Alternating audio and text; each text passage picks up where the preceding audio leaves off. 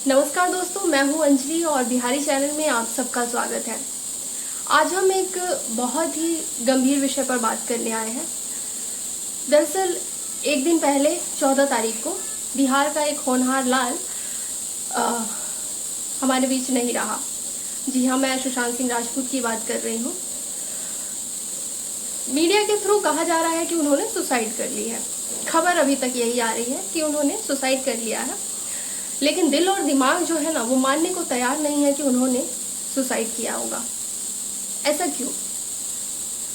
तकरीबन हम 10 साल से सुशांत सिंह राजपूत को देख रहे हैं, समझ रहे हैं।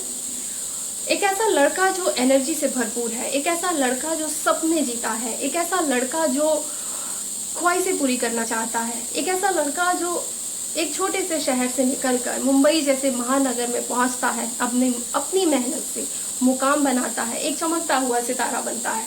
कोई गॉडफादर नहीं है, कोई उसका नाम लेने वाला नहीं है इंडस्ट्री में, लेकिन वो आज के यूथ का हीरो है। हर यूथ उससे कनेक्ट करता है, लोग उसकी तरह बनने की कोशिश करते हैं। अचानक क्या होता है कि वो डिप्रेशन में चला जाता है, वो सुसाइड कर लेता है। ये सवाल दिमाग को झकझोर रहा है। हर कोई समझने की कोशिश कर रहा है कि क्या हुआ होगा ऐसा। क्या सच में जो कहा जा रहा है वही सच है, जो बताने की कोशिश की जा रही है क्या वही सच्चाई है? क्योंकि मन मानने को तैयार नहीं है कि किस बात का डिप्रेशन। एक ऐसे लड़के को जो एक छोटे से शहर से निकलता है, पढ़ने में बहुत इंटेलिजेंट है, इंजीनियरिंग टॉप करता है, इंजीनियरिंग में एडमिशन लेता है, फाइनल ईयर में आके उसे लगता है कि नहीं, इंजीनियरिंग के लिए तो मैं बना ही नहीं हूँ, मुझे इंजीनियरिंग करनी नहीं है, मुझे तो जिंदगी में कुछ और करना है, मुझे इससे बड़ा करना है। अगर वो डरपोक होता, अगर वो एवरेज भी होता, तो वो अपनी इंजीनियरिंग की पढ़ाई पूरी करता, वो इंजीनियर बनता और पूरी जिंदगी नौकरी करता। अगर वो एवरेज होता या डरपोक होता, लेकिन वो डरपोक नहीं था, उसे जिंदगी में बहुत बड़ा करना था और डर तो उसके पास था ही नहीं, डर तो उसे लगता ही नहीं था। वो इंजीनियरिंग को फाइनल ईयर में आके छोड़ देता है, एक सेमेस्टर का और पेपर दे देता तो वो इंजीनियर बन जाता, 6 महीने और रुक जाता तो वो इंजीनियर बन जाता। लेकिन वो 6 महीने भी रुकना पसंद नहीं किया, वो अपनी इंजीनियरिंग की पढ़ाई छोड़ता है, मुंबई जाता है, सीरियल में काम करता है। पवित्र रिश्ता एक ऐसा सीरियल था जिससे उन्हें हर घर में पहचान मिली। सीरियल सुपर हिट होता है, उनका करियर पीक पे पहुंचता है, सीरियल में वो स्टार बन जाते हैं। लेकिन जब सीरियल के करियर में वो अपने पीक पर पहुंचते हैं तो उन्हें लगता है कि अरे यार, ये थोड़ी ना करना था, रोज 12 घंटे काम थोड़ी ना करना था, यही वही मोनोटोनस जिंदगी थोड़ी ना जीनी थी, मुझे तो इससे बड़ा करना है। और करियर में जब वो अपने पीक पर होते हैं सीरियल्स की दुनिया में, तो वो सीरियल को छोड़ देते हैं, वो फिल्मों में ट्राई करने आ जाते हैं। अब आप समझ ही रहे होंगे कि सीरियल से फिल्मों में जो लोग आते हैं उनका करियर का क्या हाल होता है। सुशांत सिंह राजपूत के अलावा मुझे तो एक भी नाम याद नहीं है जो सीरियल से फिल्मों में आया हो और स्टार बना हो। इवन यहाँ होता है कि सीरियल से जब आप फिल्मों में आते हैं तो फिल्में तो पिटी जाती हैं, सीरियल्स मिलने बंद हो जाते हैं आपको। ना आप फिल्मों के लायक रहते हैं, ना आप सीरियल के लायक रहते हैं। लेकिन जब सुशांत सिंह राजपूत फिल्मों में आते हैं, काई पोची उनकी पहली फिल्म थी जो रिलीज होती है और क्रिटिक्स उन्हें भर भर के प्यार देते हैं। लोग सरप्राइज होते हैं कि सर ये क्या है, ये वो सुशांत सिंह राजपूत है जिसे हम सीरियल में देखते थे, ये हीरो है।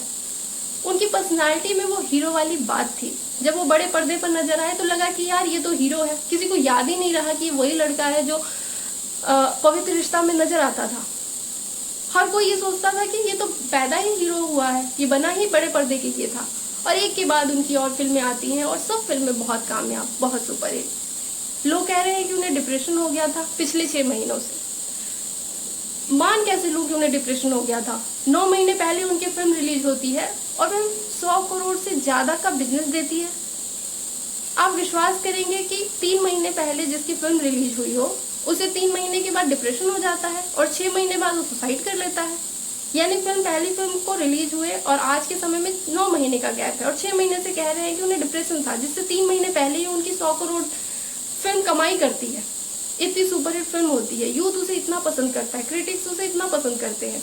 और कमाल की बात है कि उनकी जो आखिरी फिल्म थी वो इसी विषय पर बनी थी। उन्होंने पूरी फिल्म में अपने बेटे को यही समझाया कि सुसाइड करना कोई सॉल्यूशन नहीं है। फिल्म में उनका बेटा सुसाइड करने की कोशिश करता है, और फिल्म की कहानी यही है कि पूरी फिल्म में सुशांत सिंह राजपूत अपने बेटे को यही समझाते हैं कि जिंदगी से नहीं हारना है, परेशानियों से नहीं हारना है, आपको सुसाइड नहीं करना है, क्योंकि सुसाइड कोई सॉल्यूशन नहीं होता है। 3 महीने पहले जिसने ये फिल्म की हो, 3 महीने बाद वो डिप्रेशन में चला जाएगा, ये सोच के ही अजीब लग रहा है। और डिप्रेशन में कौन जाता है? जिसके सपने टूटे हो, जिसे जिंदगी में वो ना मिला हो जो वो पाना चाहता है, वो डिप्रेशन में क्यों जाएगा? जो जिंदगी में जो चाहा वो पाया, जिसने जिस चीज की इच्छा रखी वो चीज उसे मिली। 34 साल की उम्र में उनके पास दौलत थी, शोहरत थी, फैंस थे, हर वो चीज थी जो जिसका वो सपना देखते थे। 4.5 लाख रुपए किराया वो अपने घर का रेंट पे करते थे। उन्हें किस चीज की दिक्कत थी? पैसे की तो दिक्कत नहीं थी। हर किसी का सपना होता है मुंबई शहर में समुद्र किनारे मेरा घर हो, उनका था। 34 साल की उम्र में उनके पास वो था।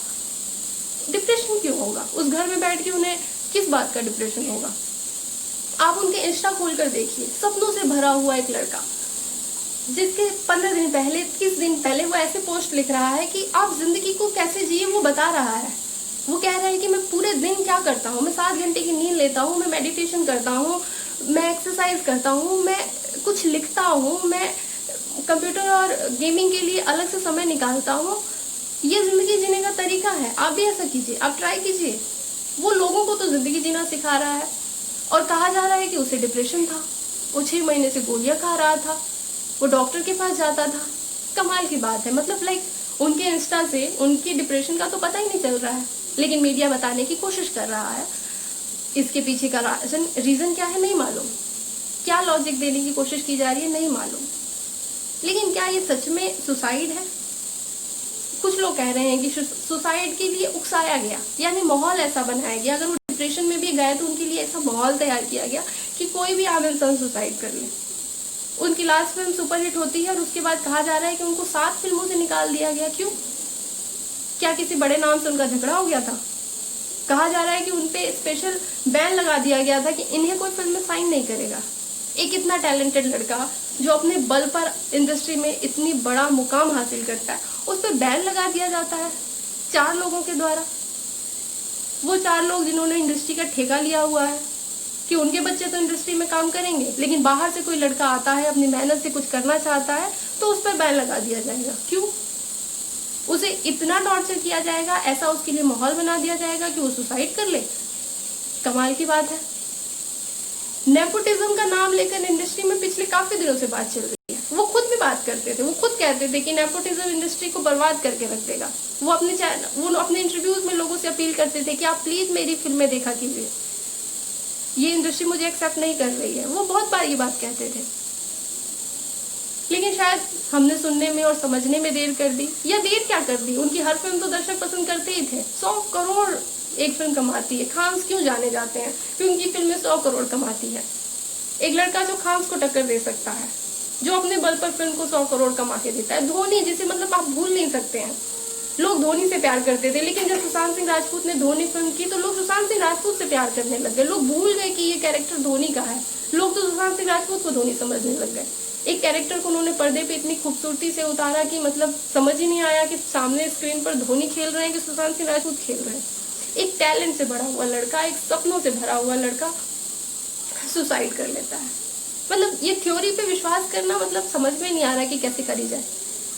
डिप्रेशन हो गया। डिप्रेशन कैसे हो गया? वो लड़का डिप्रेशन का शिकार हो ही नहीं सकता है जो दूसरों को जिंदगी जीना सिखा रहा हो। 50 ख्वाहिशें हैं। वो अपने घर में अपने हाथों से लिखकर लिस्ट लगाते हैं कि उन्हें जिंदगी में वो 50 काम करने हैं और उन्हें अपनी जिंदगी में ये सारे काम पूरे करने हैं। जिसकी जिंदगी में इतना सपना हो, वो इंसान डिप्रेस हो कैसे सकता है? इतनी ख्वाहिशें जिसकी जिंदगी में भरी हुई है। उसे बच्चों के लिए काम करना था, उसे एजुकेशन के लिए काम करना था, उसे वुमेन सेफ्टी के लिए काम करना था, उसे ट्रेन से यूरोप घूमना था, उसे हवाई जहाज उड़ाना था और वो उड़ाया। लोग कहते हैं कि डर, डिप्रेशन, काहे का डर? वो उन्होंने अपने वीडियो डाले। उनकी नई फिल्म आ रही थी चंदा मामा, जिसमें वो शायद राकेश शर्मा का रोल निभा रहे थे। वो नासा गए थे। उनका सपना था कि नासा का वो फिर से एक बार नासा जाए। आप उनके सपने की लिस्ट पढ़िए। उन्हें जिंदगी में इतना कुछ करना था। उन्हें खेती करनी सीखनी थी, उन्हें केरला जाके मेडिटेशन सीखना था। ये सब काम जो मतलब हम कह रहे हैं कि डिप्रेशन में आया हुआ आदमी को मेडिटेशन कर लेना चाहिए, वो तो खुद मेडिटेशन कर रहा है। वो खुद केरला जाने की बात कर रहा है। उसे खुद जिंदगी में इतना कुछ करना है, वो मेडिटेशन, वो इंसान डिप्रेस कैसे हो सकता है? मतलब थ्योरी समझ में नहीं आ रही है, बताई जो भी चीजें जा रही है वो समझ में नहीं आ रही है। इसे मर्डर कहे, इसे आत्महत्या कहे, या माहौल ऐसा बना दो कि कोई इंसान खुद आत्महत्या कर ले, इसे मतलब कहते हैं ना कि आत्महत्या करने के लिए उसे उकसाना, आप इसे क्या कहेंगे?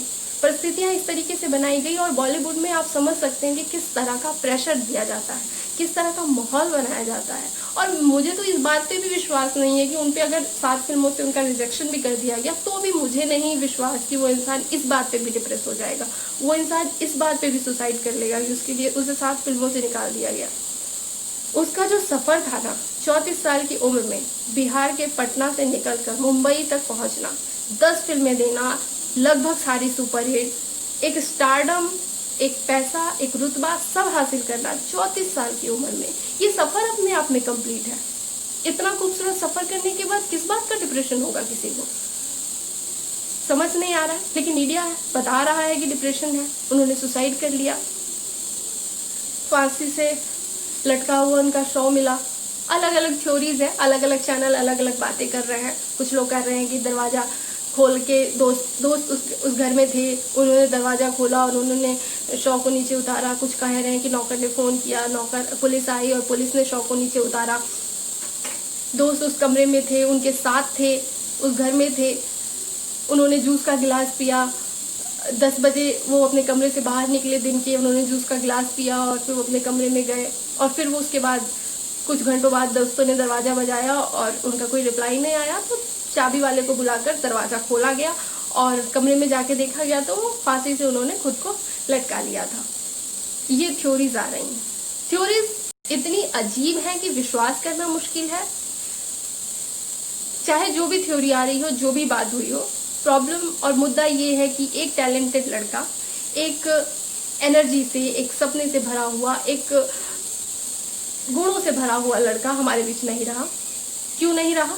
क्योंकि ये सच है कि मुंबई की चकाचौंध में या मुंबई की जो एक अंधेरी दुनिया है जहाँ पे कुछ सो कॉल्ड बड़े लोग बैठे हुए हैं जो चाहते हैं तो किसी की किस्मत बनाते हैं और चाहते हैं तो किसी को भी मिटा सकते हैं। शायद वो उनका शिकार हो गया। जो भी रहा, परिस्थितियां जैसी भी रही हो, सिचुएशन जो भी रहा हो, नुकसान इस देश का हुआ। हमने एक ऐसा बेटा खोया जो शायद हमारे बीच होता तो और हमें गौरवान्वित महसूस करता। बिहार ने अपना एक टैलेंटेड बेटा खोया है और इस बात का गम बिहार को होगा, लेकिन हम सब मिलकर ये कोशिश करें कि कम से कम जिस भी वजह से उनकी मौत हुई हो, एक्सीडेंट है, मर्डर है, सुसाइड है, जो भी है, तथ्यों के साथ इस मुद्दे की जांच होनी चाहिए। कोई पार्शलिटी नहीं होनी चाहिए। कोई बड़ा नाम अगर इसके बीच आता है तो उस बड़े नाम को दबाने की कोशिश नहीं होनी चाहिए और पूरे देशवासियों से ये आवाज़ आनी चाहिए कि इस मुद्दे की जांच हो और निष्पक्ष जांच हो, हर पहलू पे नज़र डाली जाए और जो भी इसका कारण हो या जो भी इसका जिम्मेदार हो उसे सख्त से सख्त सजा मिले, ताकि फिर कोई सपने देखने वाला लड़का इस तरीके से इस महानगर में आकर इन लोगों का शिकार ना बन पाए, इस परिस्थिति का शिकार ना बन पाए, उसका अंत इतना बुरा ना हो। वो डिजर्व नहीं करते थे ऐसा अंत, वो डिजर्व नहीं करते थे ऐसी मौत।